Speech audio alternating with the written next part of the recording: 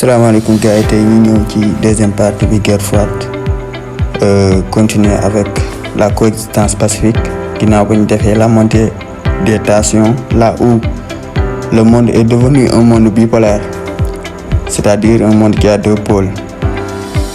L'un c'est États-Unis, l'autre c'est URSS. ñu jóge ci loolu ñu ñëw ci deuxième partie qui termine la coexistence pacifique de 1953 à 1962 après la mort de Staline. Staline est mort en 1953 bi mu génnee àdduna ki ko remplacé tudd Khrouchtchev nag bi mu ñëwee dafa ne day déstaliniser ndax maanaam lépp loo xam ne Staline tegoon na ko en place da koy dindi teg leneen ndax Staline nekkoon na président bu sévère boo xamante ne daanu may dara États-Unis président bu sévère la woon. léegi bu Khrouchtchev ñëwee moom ne day amener la paix malgré nag rivalité bi mi ngi doon continuer mais il y avait pas de guerre directe donc loolu bokk na ci li indi coexistence pacifique. waaye teewul am na ay crise am na ay tension. Crise de Budapest 1956 le peuple hongrois veut sortir du communisme maanaam Hongrie bëggoon génn seen loxo ci les communistes. waaye tamit l'URSS envoie les chars, répression brutale. waaye teewul ba tey États-Unis dafa téye loxoom ndax guerre lay bañ. waaye États-Unis n'intervient pas ndax xeex la doon bañ. bokk nag la canal de Suez, la crise de Suez en 1956 tamit nga xamante ni Abdel Nasser dafa nekkoon président Égypte dafa bañoon Angleterre ak France di ñëw biir canal de Suez dafa tibb ay ressources di dem mu ne da koy nationaliser jël canal de Suez boole ko biir Égypte bu fa kenn du fa ñëwati wala ku fa ñëw di jël di nga fay impôt. léegi nag France ak Angleterre tëkku ko xeex ba ki nga xamante ne mooy Israël ñëw dugal ci loxoom donc ñu doon ñett pour xeex ak Égypte. mais xeex boobu bu doon am maanaam URSS day dem farak Égypte, États-Unis normalement ñëw fara ak France mais defuñu ko ndax moment boobu ñu ngi toll ci coexistence pacifique moo tax ñoom ñaar ñëpp dañuy ñëw dalal xeex bi ne bu xeex am teg seen loxo daal di ni Égypte nañ ko bàyyi mu nationaliser canal de Suez ndax moo ko moom foofu la bokk. malgré loolu nag mooy li ma leen wax léegi teewul ñu ngi am ay seen rivalité mi ngi continuer ndax boo xoolee compétition indirecte yoo xamante ni amoon na ci bokk na ci des courses d'espace. en 1957 waa URSS créé seen premier satellite en orbite mu nekk Sputnik.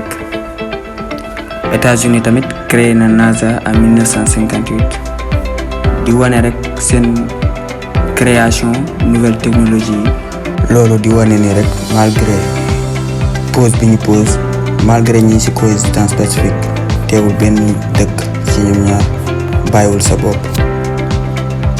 waaye ñu ñëwaat ci expansion du communisme Cuba 1959 Fidel Castro prend le pouvoir, se rapproche de l'URSS. Inquiétude des États-Unis communistes à 150 km de leur côté. ñu ñëw ci quatrième bi Berlin au cœur des tensions. Émigration massive vers l'ouest en RDA. Des milliers de personnes fuient vers la RFA. ñu bëri ñu ngi jóge URSS di leen daw.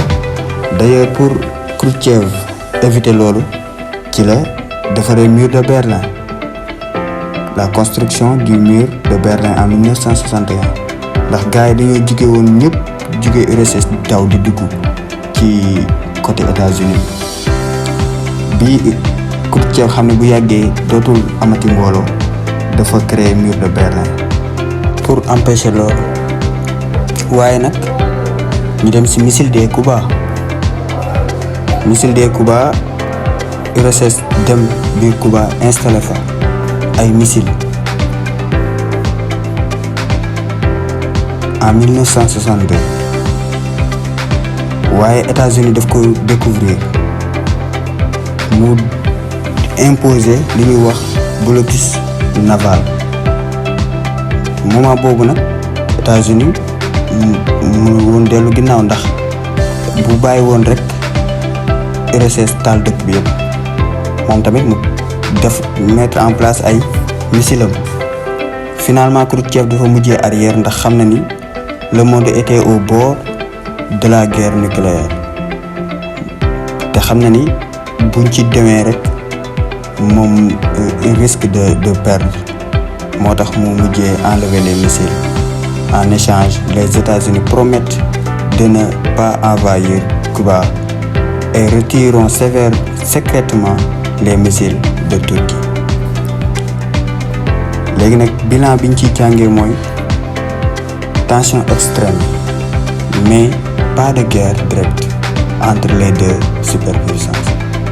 Coexistence pacifique est différent. Paix réelle, c'est une guerre psychologique, politique, technologique, diplomatique. Les règles de la guerre froide se mettent en place. Équilibre de la terreur, affrontement indirect, propagande.